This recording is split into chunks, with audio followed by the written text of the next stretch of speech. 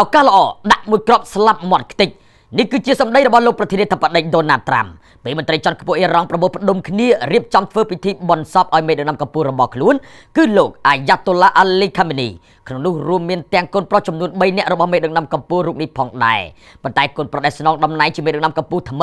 គឺលោកមូស្តាបាខាមេនីនៅតែសំងំលាក់ខ្លួនមិនបង្ហាញមុខនោះឡើយដោយក្នុងនោះអាចមានបង្កប់នៅហេតុផលពីរយ៉ាងយោងតាម BBC និងបណ្ដាសារព័ត៌មានធំៗលើលោកដទៃទៀតបានចុះផ្សាយថាមេដឹកនាំកម្ពុជាថ្មីរបស់អ៊ីរ៉ង់គឺលោកមូស្តាបាខាមេនីមិនបានបង្ហាញមុខមកចូលរួមក្នុងពិធីបុណ្យសពរបស់ឪពុកលោកនោះឡើយខណៈដែលអិសរាជជនជាន់ខ្ពស់មួយប្រទេសបានមកចូលរួមដើម្បីគោរពវិញ្ញាណក្ខន្ធនោះកូនប្រុស3នាក់ផ្សេងទៀតរបស់លោកខាមេនីគឺលោកម៉ាស៊ូតលោកមូស្តាហ្វានិងលោកមីសាំសុទ្ធតែបានមកចូលរួមពិធីបុណ្យសពនៅថ្ងៃអាទិត្យរួមជាមួយនឹងមន្ត្រីជាន់ខ្ពស់ជាច្រើនរូបរួមទាំងលោកប្រធានាធិបតីម៉ាស៊ូតពេហ្សាខិននិងប្រធានកងឆ្មាំបដិវត្តគឺលោកអាម៉ាត់វីហ៊ីឌីផងដែរការមិនបង្ហាញមុខរបស់លោកមូស្តាបាខាមេនីត្រូវបានគេមើលឃើញថាមានបង្កប់ហេតុផលពីរទី1ប្រហែលជាលោកអាចមានរបួសធ្ងន់មិនទាន់ជាសះស្បើយនិងទី2ប្រហែលជាខ្លាចត្រូវអាមេរិកនិងអ៊ីស្រាអែលទម្លាក់គ្រាប់បែកធ្វើឃាតដោយឪពុករបស់លោកដែរនៅពេលដែលបង្ហាញទីតាំងលាក់ខ្លួនឲ្យគេដឹងរឿងអ្វីមិនខ្លាចបើលោកត្រាំនិងលោកនេតាន់យ៉ាហ៊ូកំពុងតាមរកមុខដូចបូទៅហើយនោះ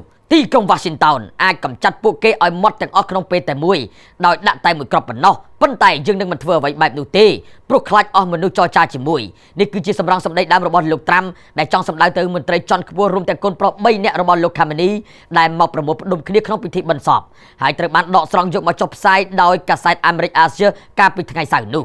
ះលោកត្រាំក៏បានលើកឡើងផងដែរថាលោកពិតជាមានការភ្ញាក់ផ្អើលដែលបានឃើញប្រជាជនអ៊ីរ៉ង់យំសោកប៉ុន្តែប្រហែលជាទឹកភ្នែកคล้ายៗទេមើលទៅឮលោកត្រាំលើកឡើងយ៉ាងដូចនេះអ្នកចូលរួមកាន់ទុកម្នាក់ឈ្មោះ Zara Safai អាយុ50ឆ្នាំបានប្រាប់Reutersថាយើងមិនបានធ្វើបដិវត្តកាលពី47ឆ្នាំមុនដើម្បីមកសម្រក់ទឹកភ្នែកคล้ายៗនោះឡើយហើយក៏មិនមែនសុខចិត្តពលីដើម្បីមកស្រក់ទឹកភ្នែកคล้ายៗនោះដែរទន្ទឹមគ្នានោះអ្នកចូលរួមបុណ្យសពដទៃទៀតក៏បានស្រែកទាមទារឲ្យមានការធ្វើអត្តឃាតលោកត្រាំនិងលោកនេតាន់យ៉ាហ៊ូដើម្បីជាការសងសឹកវិញផងដែរអមដោយសម្រេចថាស្លាប់ទៅអាមេរិកស្លាប់ទៅអ៊ីស្រាអែលសូមបញ្ជាក់ថាលោកខាមេនីបានគ្រប់គ្រងសាធារណរដ្ឋអ៊ីស្លាមអ៊ីរ៉ង់ចាប់ពីឆ្នាំ1989រហូតដល់ថ្ងៃដែលលោកបានទទួលមរណភាពក្នុងខែកុម្ភៈនៅក្នុងការវាយប្រហាររួមគ្នាពីសំណាក់អាមេរិកនិងអ៊ីស្រាអែលហើយដំណើរការពិធីបុណ្យសពជាផ្លូវការសម្រាប់រូបលោកគឺបានចាប់ផ្ដើមនៅថ្ងៃសុក្រជាមួយនឹងព្រឹត្តិការណ៍ដែលបានគ្រោងទុកនៅទូទាំងប្រទេសអ៊ីរ៉ង់និងអ៊ីរ៉ាក់ក្នុងសប្តាហ៍នេះដោយអាជ្ញាធរអ៊ីរ៉ង់បានប៉ាន់ប្រមាណថានឹងមានមនុស្សចន្លោះពី12ទៅ20លានអ្នកចូលរួមក្នុងពិធីនេះដែលពួកគេហៅថ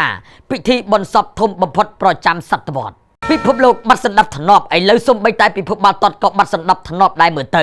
ធ្វើបានគប់រឿងតែម្ដងលោកប្រធានាធិបតីដូណាល់ត្រាំលោកដៃធ្វើឲ្យរំជួយពិភព World Cup សូម្បីតែ FIFA ក៏ញញើតដែរព្រមដកកាតក្រហមចេញបើកផ្លូវឲ្យខ្សែប្រយុទ្ធមុតស្រួច Bologan របស់អាមេរិកចូលរួមលេងវិញដើម្បីតទល់ជាមួយនឹងក្រុមជម្រើសជាតិ Basic នៅម៉ោង 7 ព្រឹកថ្ងៃអង្គារក្នុងវគ្គ 16 ក្រុមចុងក្រោយការសម្រេចចិត្តរបស់ FIFA ក្នុងការដកកាតក្រហមបើកផ្លូវឲ្យខ្សែប្រយុទ្ធដ៏មុតស្រួច Florin Balogun បានចូលលេងវិញនោះគឺមានសេចក្តីរាយការណ៍ថាកើតមានឡើងបន្ទាប់ពីលោកត្រាំបានហៅទូរស័ព្ទទៅកាន់លោក Gianni Infantino ដែលជាចៅហ្វាយ FIFA ឲ្យពិនិត្យមើលឡើងវិញនៅករណីផ្ដាល់កាតក្រហមដែលហាមមិនឲ្យកីឡាករដ៏មុតស្រួចរូបនេះចូលលេងមួយប្រកួតនោះខ្សែប្រយុទ្ធឆ្នើម Balogun ទទួលបានកាតក្រហមហើយត្រូវបានបណ្តេញចេញពីទីលានវាស្មៅនៅនាទីទី64អំឡុងការប្រកួតជាមួយនឹងក្រុមជម្រើសជាតិ Bosnia and Herzegovina ក្នុងវគ្គ32ក្រុមកាលពីថ្ងៃពុធសប្តាហ៍មុនប៉ុន្តែអាមេរិកនៅតែអាចយកឈ្នះក្នុងលទ្ធផល2-0តាមច្បាប់ World Cup បើទទួលបានកាតក្រហមគឺត្រូវព្យួរមួយប្រកួតមានន័យថា Balogun មិនអាចចូលលេងបានទេនៅក្នុងការប្រកួតជាមួយនឹង Basic ក្នុងវគ្គចាញ់ធ្លាក់16ក្រុមចុងក្រោយនៅឯកីឡាសាន Seattle